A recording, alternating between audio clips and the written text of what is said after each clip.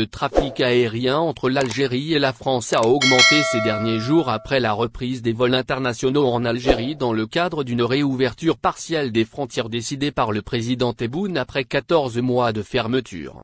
Pour l'heure, c'est Air Algérie qui se charge d'opérer les vols en aller-retour, en attendant que les négociations entre les compagnies aériennes françaises et les autorités algériennes aboutissent à un accord. En attendant, les compagnies françaises continuent d'opérer des vols spéciaux entre les deux pays.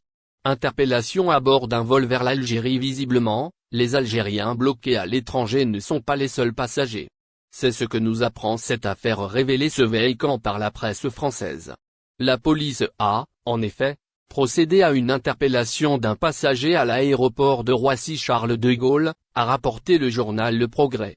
Le suspect, un homme originaire de Villefranche-sur-Saône, s'apprêtait à prendre l'avion pour l'Algérie, ajoute le média basé à Lyon. Air Algérie n'opère pas depuis Roissy selon la même source. Le prévenu était recherché pour des faits de violence conjugale contre sa compagne. Ce dernier n'aurait pas apprécié que sa conjointe mette fin à leur relation. Irrité, il laisse exploser sa colère contre son amie en la ruant de coups de pied et des coups de poing. La victime s'est vue prescrire 10 jours d'incapacité totale de travail. L'individu a été arrêté et devrait comparaître ce lundi 7 juin devant le tribunal de Villefranche-sur-Saône.